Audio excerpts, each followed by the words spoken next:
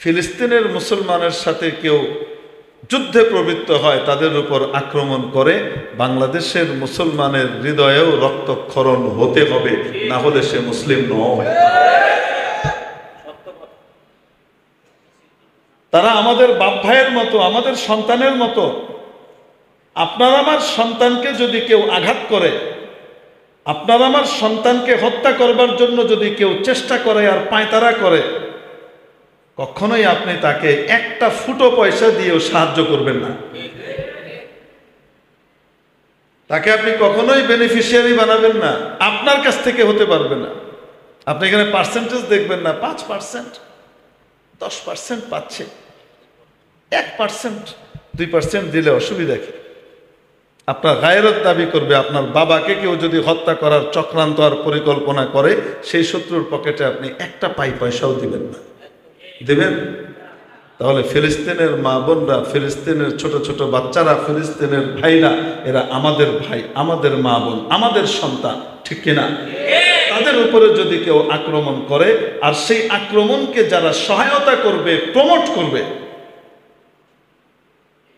কূটনৈতিকভাবে, অর্থনৈতিকভাবে, পরিকল্পনা দিয়ে, অস্ত্র দিয়ে, অন্য কিছু দিয়ে, সমর্থন দিয়ে, যে বা যারা তাদের সহায়তা করবে, মেরে মোহতারাম দোস্ত, এরা সকলেই আমাদের শত্রু। শত্রুর বর্তমানে গোটা বিশ্বের মধ্যে ক্লাইমেট চেঞ্জ হচ্ছে। যে সময়ে যা না হওয়ার, সে সময়ে সেটা হচ্ছে। বৃষ্টির সময় অনাবৃষ্টি, আর যখন বৃষ্টি বন্ধ হওয়ার সময় তখন অতিবৃষ্টি। শীতের সময় গরম, গরমের সময় অন্যরকম। যারা তাপে অভ্যস্ত, তাদের কাছে বিপুল পরিমাণ বাড়ি বর্ষণের মাধ্যমে তাদেরকে ক্ষতিগ্রস্ত করা, আর যারা তাপে অনভ্যস্ত, পানিতে অভ্যস্ত, তাদের জন্য পানি বন্ধ করে তাপ চালু করে দেওয়া, এগুলো সব সমস্যা। আমাদের বোঝাবার জন্য বলছে, আমাদের বাংলাদেশের মানুষ ভাতে মাছে বাঙালি, আমরা বলি নদীমাতৃক দেশ। একে বেঁকে নদী নালা চারিদিকে প্রবাহিত হচ্ছে। এদেশের মানুষের জন্য বন্যা ফসলের ক্ষতি করে, অন্যান্য সমস্যা তৈরি করে, কিন্তু বন্যার কারণে তারা অত বেশি ভয় পায় না। ছোট ছোট বাচ্চারা দেখা যায় পানি আসার পরে পানিতে বেশি খুশি। ঘরের দুয়ারে এখন মাছ চলে এসেছে, দাপাদাপি করছে। তো আমরা পানিতে অভ্যস্ত, আমাদের জন্য পানি বন্ধ করে দেওয়া আযাব। আর যারা পানিতে অভ্যস্ত না, তাপে অভ্যস্ত, মধ্যপ্রাচ্য, তীব্র গরমে এরা অভ্যস্ত, এদের জন্য তীব্র গরমে গরম কাটাতে গিয়ে এমন পানি দেওয়া যে বন্যা হয়ে গেল, ওদের জন্য এটা বড় রকমের আযাব। ওরা ওটাতে অভ্যস্ত না। পৃথিবীব্যাপী আপনি লক্ষ্য করে দেখবেন, বিভিন্ন রকমের সমস্যা দেখা দিচ্ছে। কেন দেখা দেয়? আল্লাহ তাবারক ওয়া তাআলা বলেন, এগুলো হলো মানুষের হাতের কামাই। মানুষ যা আমল করে উপরে পাঠায়, সেই আমলের বিপরীতে তার জন্য উপর থেকে ফয়সালা হয়। এক হাদিস শরীফের মধ্যে আসে, রাসূল পাক সাল্লাল্লাহু আলাইহি সাল্লাম যখন আসমানে যাচ্ছিলেন মেরাজে, সাথে হযরত জিবরিল আলাইহিস সালাম, তো গমন করার সময় দেখলেন নিচ থেকে কালো কালো কি যেন উপরের দিকে যাচ্ছে, আর উপর থেকে কালো কালো কি যেন নিচে নামছে। কৌতূহলী হয়ে জিজ্ঞেস করলেন, এগুলো কি?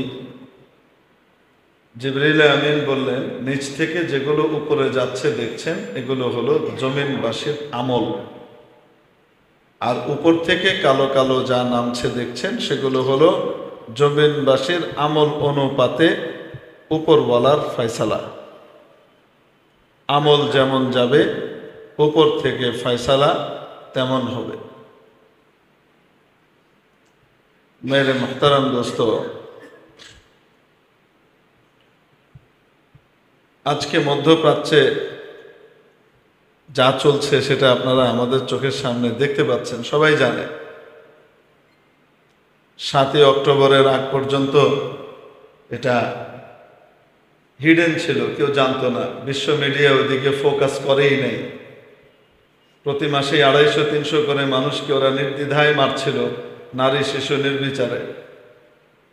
জাতিসংঘ বা কারো কর্ণকুহরে এই আওয়াজ আর শব্দ পৌঁছেনি। কিন্তু যখন তার প্রতিবাদে দেয়ালে পিঠ থেকে গেলে যেমন মানুষ ফুঁসে ওঠে, এরা যখন ওদেরকে একটা বাড়ি দিয়েছে, তখন হা হা হা হা করে পশ্চিমা মিডিয়ার দল সব চলে এসছে। ফলশ্রুতিতে এই পশ্চিমারা এবং তাদের দোসররা কি পরিমাণ নৃশংস, কি পরিমাণ অমানবিক, এটা আজকে গোটা বিশ্ব চোখের সামনে দেখতে পাচ্ছে। এ পর্যন্ত 31,000-এর উপরে সরকারি হিসাবে বলছি, জাতিসংঘের হিসাবে, বাস্তব হিসাব আরো বেশি। 31,000-এর বেশি মানুষ ওখানে হত্যা করা হয়েছে, যাদের অধিকাংশই নারী আর শিশু। আমাদেরকে আবার নারী অধিকার, মানবাধিকার শিখাবার, সবক দেবার জন্য ওখান থেকে উড়ে উড়ে এখানে আসে।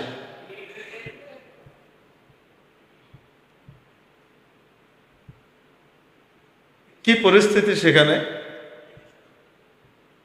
পরিস্থিতিটা কেমন? পানি নাই, খাবার পানি যেতে দেয় না, ইলেকট্রিসিটি অফ, হসপিটালের চিকিৎসা বন্ধ। কিভাবে চিকিৎসা করবে? ইলেকট্রিসিটি নাই। জেনারেটর চালিয়ে যে কৃত্রিম বিদ্যুৎ উৎপাদন করবে, সেটার জন্য যে জ্বালানি দরকার, সেই জ্বালানি যেতে দেয় না। সবচেয়ে জঘন্য বিষয় হলো খাবার পানিটাও পর্যন্ত ঠিক মতো যেতে দেয় না, ওটাও বাধাগ্রস্ত করে। আজকে ফিলিস্তিনের একটা বাচ্চা, ছোট্ট শিশু, ছোট ছোট বাচ্চারা, 1.5 বছর, 2 বছর, 2.5 বছরের বাচ্চারা মোটামুটি হাঁটতে পারে, কথাও ঠিক মতো বলতে পারে না। সে খুদ পিপাসায় কাতর হয়ে সে পানির বোতল নিয়ে লাইনে দাঁড়িয়ে থাকে। এরকম 1-2 বোতল নিয়ে সে লাইনে দাঁড়িয়ে আছে। 1 ঘন্টা 1.5 ঘন্টা পরে তার বোতলটা ভরে দেয়া হয়, সেই পানিটা নিয়ে সে বাড়িতে ফিরে যাচ্ছে। এই চিত্র নিত্যদিনের। যারা তাদের পানির সংকট তৈরি করলো এবং যারা তাদেরকে গোপনে গোপনে সাপোর্ট করলো, সৌদি আরব, আরব আমিরাত,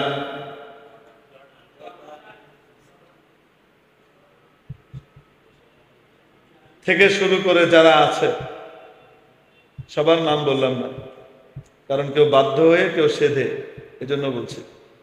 কেউ বাধ্য হয়ে আর কেউ কি সেধে সেধে ক্ষমতা টিকাতে হবে, কুর্সি টিকাতে হবে। এজন্য এই অমানবিক বিষয়গুলোর ব্যাপারে মুখে কুলু পেটে বসে আছে। এই সমস্ত রক্ত পিপাসু, ক্ষমতা লিপ্সুদের জন্য আল্লাহ তাবারাকা ওয়া তাআলা আযাব ওরকমই পাঠাইলেন। ওখানে পানির সংকট তৈরি করেছে, তো অনেক পানি দরকার, নেই পানি নেই। ওখানে আযাব তো বহু কারণেই হতে পারে, তার এক কারণ এটা। আর আমাদের এখানে গোটা মুসলিমরা, গোটা বিশ্বের মুসলিম এক শরীরের অংশ। নবীজি সাল্লাল্লাহু আলাইহি সাল্লাম বর্ণনা করেছেন, আল মুসলিমুন কা জাসাদিন ওয়াহিদ। সমস্ত মুসলমানরা, সে বাংলাদেশের হোক, ইন্ডিয়ার হোক, পাকিস্তানের হোক, আফগানিস্তানের হোক, ইরানের হোক, আজারবাইজানের হোক, তুর্কমেনিস্তানের হোক, কাজাখস্তানের হোক, সৌদি আরবের হোক, আমেরিকার হোক, অস্ট্রেলিয়ার হোক, যেখানেই হোক না কেন, যেখানেই যত মুসলমান আছে সমস্ত মুসলমান মিলে যেন একটা শরীর। নবীজি উদাহরণ দিয়েছেন, ইদাশতাকা আইনু ইশতাকা কুল্লু, ইদাশতাকা রাসু ইশতাকা কুল্লু। কারো চোখে ব্যথা, এই চোখে ব্যথা হলে তার গোটা শরীর অস্থির হয়ে যায়। এই চোখের ব্যথাটা কিভাবে সারানো যায়? কারো মাথা যখন ব্যথা হয় তখন পা বলে না, মাথা তোমার সমস্যা, আমি ডাক্তারের কাছে কেন যাব। হাত বলে না, তোমার সমস্যা মাথা, আমি কেন ডাক্তারের কাছে ভিজিট বের করে দেব, ওষুধ কেনার জন্য পকেট থেকে টাকা বের করব। মুখ এই কথা বলে না, মাথা তোমার সমস্যা, আমি কেন ডাক্তারের কাছে তোমার সমস্যার কথা বলবো, তোমারটা তুমি সামলাও। এরকম না, গোটা শরীর অস্থির হয়ে যায় মাথার ব্যথা দূর করবার জন্য। অর্থাৎ পৃথিবীর যে কোনো প্রান্তে কোনো মুসলিম যদি আক্রান্ত হয়, বিপদগ্রস্ত হয়, তাহলে পৃথিবীর অন্য প্রান্তের মুসলিম যদি এটার জন্য অস্থির আর পেরেশান না হয়, তাহলে বুঝতে হবে সে মুসলিম বডির অংশ দাবি করে বটে, আসলে কোরআন সুন্নাহ ভিত্তিক সে মুসলিম বডির অংশ নয়। সে নিজেকে মুসলমান বলতে পারে, সরকারি খাতায় মুসলমান, পাসপোর্টে মুসলমান, এনআইডিতে মুসলমান, কিন্তু কবরে যখন যাবে মুনকার নাকিরের খাতায় কিন্তু অন্য কিছু লেখা। যাওয়ার আগ দিয়ে আজরাইল আলাইহিস সালাম যখন আসবেন, ওনার খাতায় অন্য কিছু লেখা, ফেরেশতাদের খাতায় অন্য কিছু লেখা। এজন্য ওখানকার মুসলমান, আজকে যদি ফিলিস্তিনের মুসলমানের সাথে কেউ যুদ্ধে প্রবৃত্ত হয়, তাদের উপর আক্রমণ করে, বাংলাদেশের মুসলমানের হৃদয়েও রক্তক্ষরণ হতে হবে, না হলে সে মুসলিম নয়। তারা আমাদের বাপ ভাইয়ের মতো, আমাদের সন্তানের মতো। আপনার আমার সন্তানকে যদি কেউ আঘাত করে, আপনার আমার সন্তানকে হত্যা করবার জন্য যদি কেউ চেষ্টা করে আর পায়তারা করে, কখনোই আপনি তাকে একটা ফুটো পয়সা দিয়েও সাহায্য করবেন না। তাকে আপনি কখনোই বেনিফিশিয়ারি বানাবেন না, আপনার কাছ থেকে হতে পারবে না। আপনি এখানে পার্সেন্টেজ দেখবেন না, 5%, 10% পাচ্ছে, 1%, 2% দিলে অসুবিধা কি? আপনার গায়রত দাবি করবে। আপনার বাবাকে কেউ যদি হত্যা করার চক্রান্ত আর পরিকল্পনা করে, সেই শত্রুর পকেটে আপনি একটা পয়সাও দিবেন না। দেবেন? তাহলে ফিলিস্তিনের মা বোনরা, ফিলিস্তিনের ছোট ছোট বাচ্চারা, ফিলিস্তিনের ভাইরা, এরা আমাদের ভাই, আমাদের মা বোন, আমাদের সন্তান, ঠিক কিনা? তাদের উপরে যদি কেউ আক্রমণ করে, আর সেই আক্রমণকে যারা সহায়তা করবে, প্রমোট করবে, কূটনৈতিকভাবে, অর্থনৈতিকভাবে, পরিকল্পনা দিয়ে, অস্ত্র দিয়ে, অন্য কিছু দিয়ে, সমর্থন দিয়ে, যে বা যারা তাদের সহায়তা করবে, মেরে মোহতারাম দোস্ত, এরা সকলেই আমাদের শত্রু। শত্রুর পকেটে উপরে উপরে পয়সা দিলে এটা তো বেঈমানি, আর গোপনে পয়সা দিলে ইমানদারি। বলেন না কেন? বিকাশে শত্রুকে পয়সা পাঠিয়েছে, কেউ দেখে নাই, এখানে জমা করছে, ওদিকে গেছে। কি বলেন আপনারা? ইমানদারি না বেঈমানি?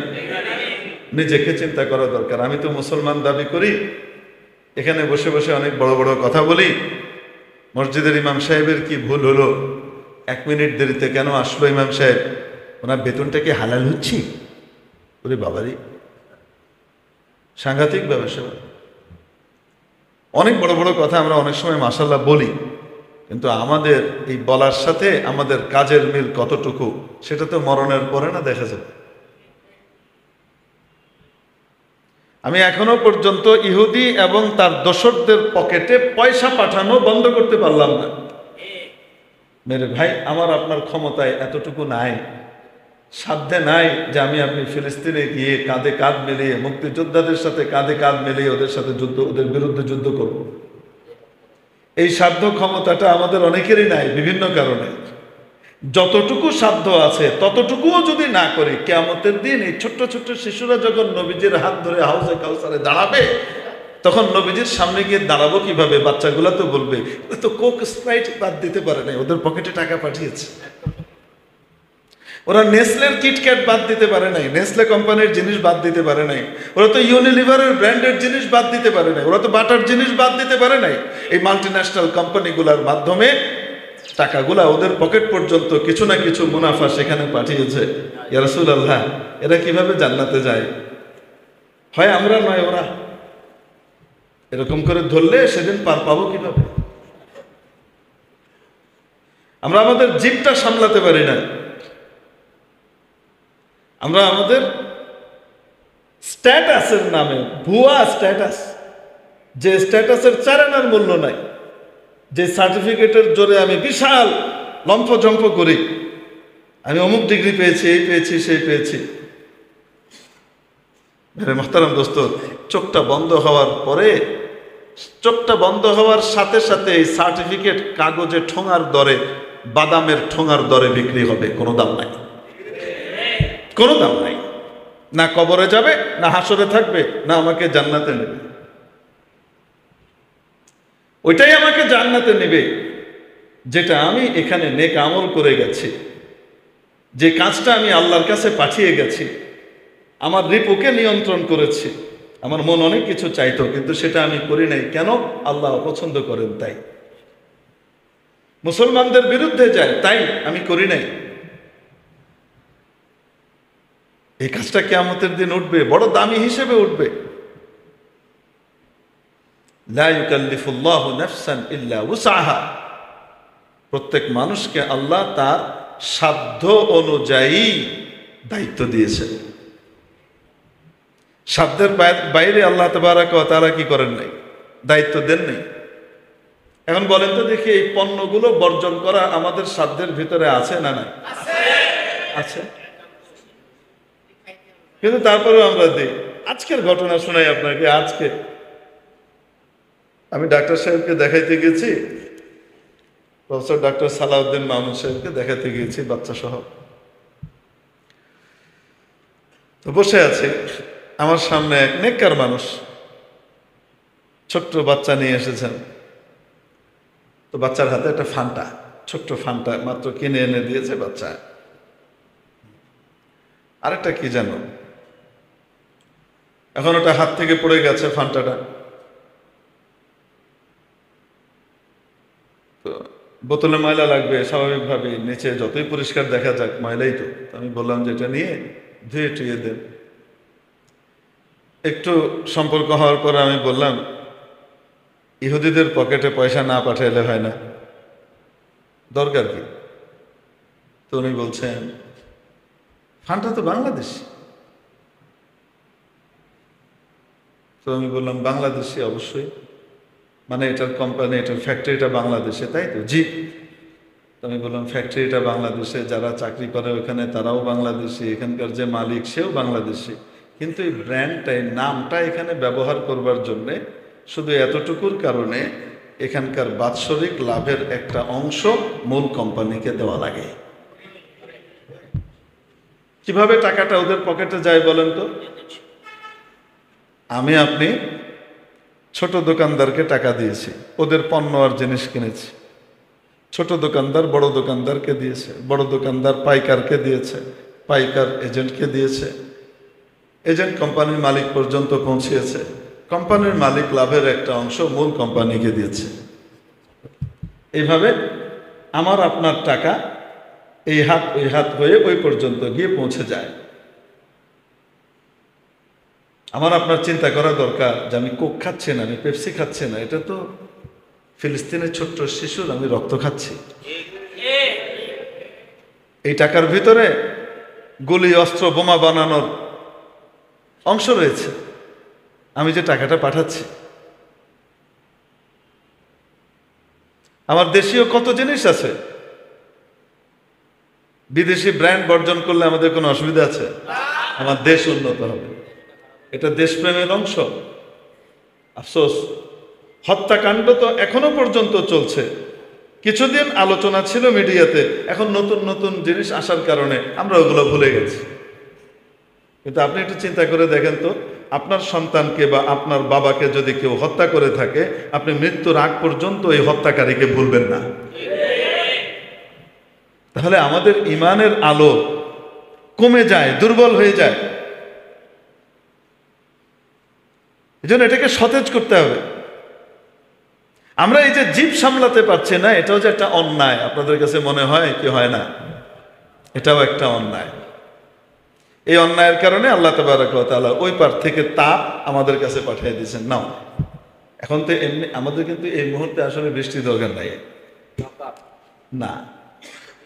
এখন যে মৌসুমটা, এই মৌসুমটা চাষিদের জন্য ধান শুকাবার সময়। এখন বৃষ্টির দরকার নাই, এখন দরকার মোটামুটি রোদ। বুঝাতে পারেননি? কিন্তু